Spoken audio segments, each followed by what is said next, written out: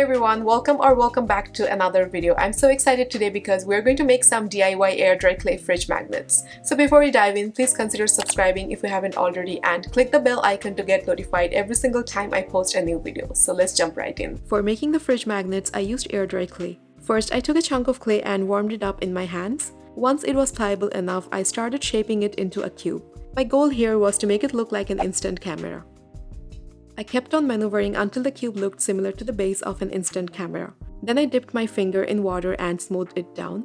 We want to make the surface as even as we can. Next, I started adding the details. Using a clay modeling tool, I carved a reversed S on the left. To lift that part a bit, I used my clay tool with a flat end and pressed onto the right side of the backward S shape.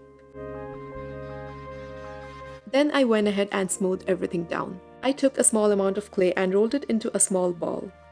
Next, I flattened it slightly to form the lens of the camera. Using my fingers, I defined the edges a little more. Before joining the two pieces together, I used my precision knife to create a crosshatch pattern on the base of the camera. Then I applied some water over the scored lines and pressed the circular piece firmly. The scored and dampened surfaces will bond more effectively, ensuring a stronger hold. To further define the lens, I grabbed the cap of a Sharpie and pressed it on to imprint a smaller circle.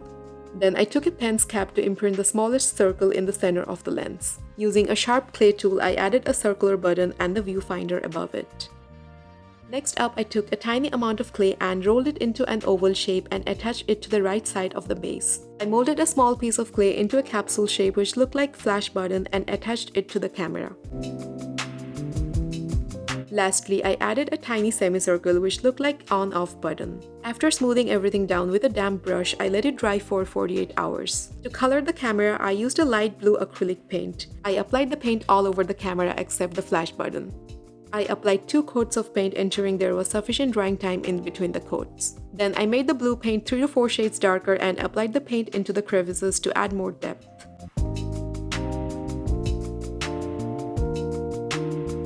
I used black acrylic paint to color the center of the lens and the viewfinder. To color the flash, I used gray acrylic paint. Then I drew some more details on the camera like so. I used gray paint to draw the film slot on top. Using black paint, I added the tiny settings buttons on the side of the lens. To add more shine to the lens, I applied a coat of silver acrylic paint on top.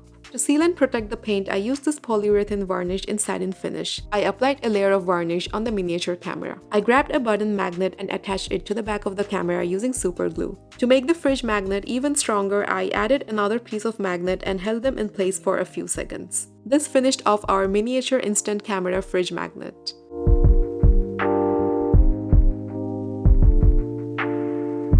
For making the next fridge magnet, I rolled out 3 tiny balls of clay.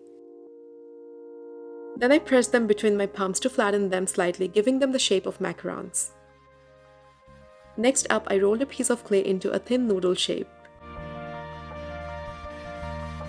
I started wrapping the clay noodle all around the side of the macaron, starting from a little bit above the center.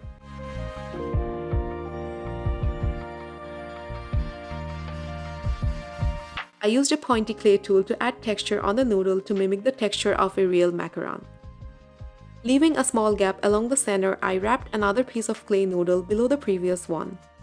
Using clay tool, I added texture and I repeated the same process for the other 2 macarons.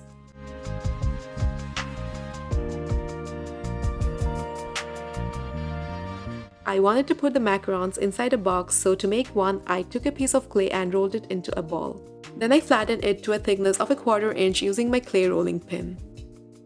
Next up, using my ruler as a guide, I cut out a rectangle.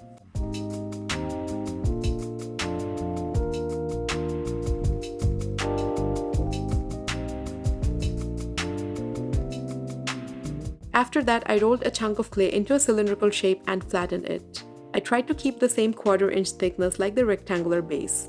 Then using my ruler, I cut out a rectangular strip. We want to make sure the length of the strip is equal to or longer than the perimeter of the rectangle we cut before. Then I started to score along the bottom edge of the strip and the sides of the rectangle. After that, I started attaching the strip of clay to the edges of the rectangle. Using my fingers, I blended and smoothed the joint at the corner of the box.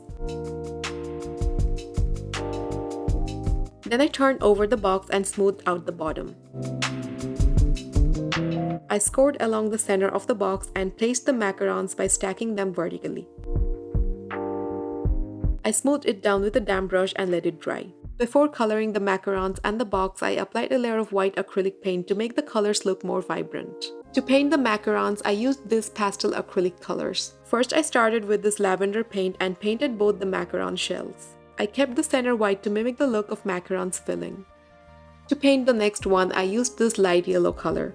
I was making sure the paint gets into all the nooks and crannies. And to color the last macaron, I used this beautiful lilac acrylic paint.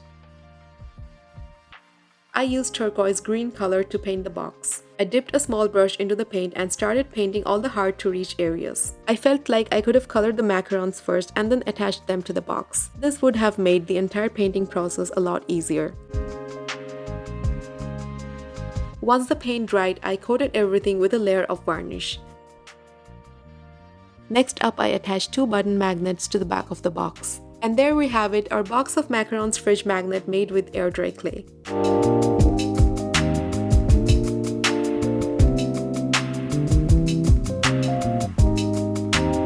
To create the next fridge magnet, I needed a lump of clay and flattened it with a rolling pin. I made sure it was as even as possible.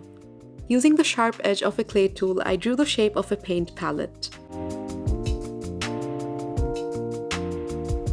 Then I drew the thumb hole as well.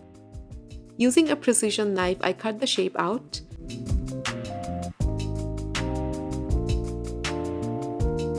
Then I carefully cut out the thumb hole. I dipped my finger in water and smoothed down all the uneven edges. Next up, I took 5 tiny pieces of clay and rolled them into balls. I scored the bottom of the pieces and the surface of the palette and pressed them onto the palette one by one. I also ensured they were evenly spaced out. I wanted to create the look of dollops of paint on the palette. Then I thought of adding a paintbrush as well. I rolled a small piece of clay into a thin cylindrical shape. I made one end tapered and the other end pointy like the bristles of a paintbrush. After eyeballing the length of the brush I trimmed the extra end and rounded it. Using clay tool, I defined the separation between the bristles and the metal part of the brush. After scoring the surface of the paint palette and the brush, I attached them together. Then I gently smoothed everything down using a damp paintbrush. Once the air dry clay was dry, I mixed together brown, light and dark yellow acrylic paint to create wood color. After mixing it well, I painted the surface of the palette. I avoided painting over the small domes and the brush. I added some more brown to darken the paint. Taking a little amount of paint on a dry brush, I sparingly applied the paint to replicate the textured appearance of wood. Next, I used 5 different pastel colors to paint the dollops. However, you can choose any color palette you like.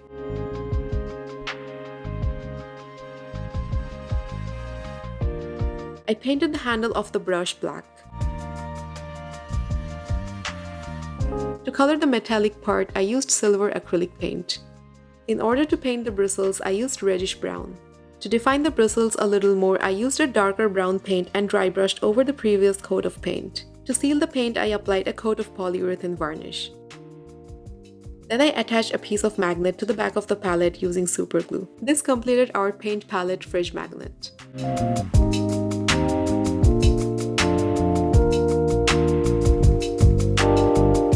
To make the last air dry clay fridge magnet, I rolled out a lump of clay into a ball. Then with my hands, I slightly tapered the bottom to replicate the shape of a flower vase. After tapering and flattening the bottom of the vase, I rolled another piece of clay into cylindrical shape.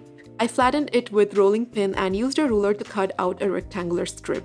The strip I cut was around 1 centimeter wide.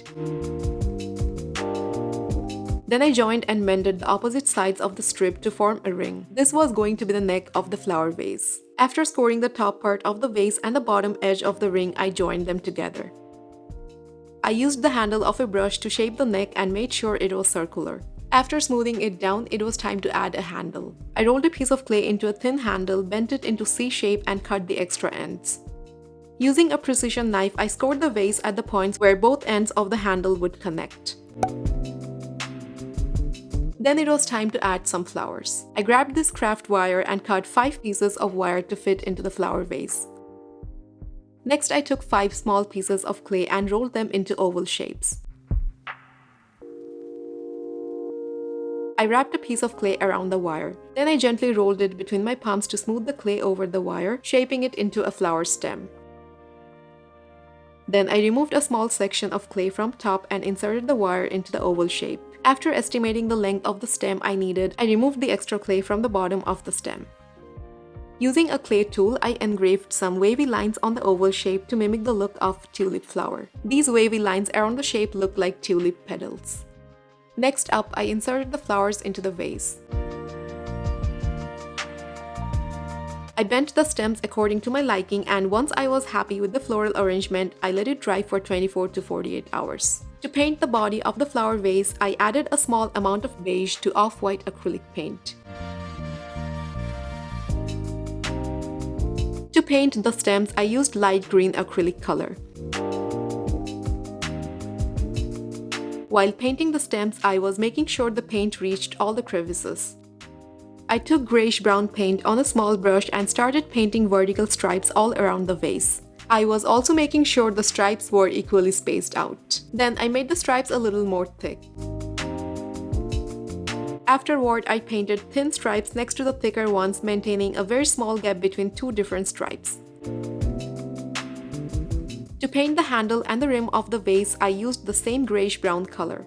Next, I painted the tulips with blush pink acrylic paint. To add more shadows near the petals, I used a slightly more darker color. I used the darker pink to paint over all the engravings on the tulips to add more depth. To seal the paint, I applied a layer of polyurethane varnish.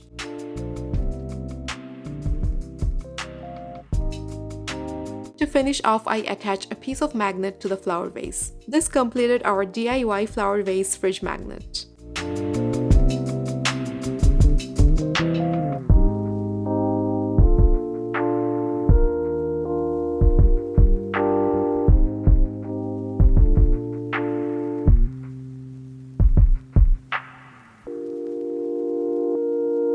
That's all for today. I really hope you liked these fridge magnets. Comment down below which one is your favorite. If you plan to recreate any of these fridge magnets, please tag me on Instagram at DustyHues. Thank you for watching, and I'll see you guys next time.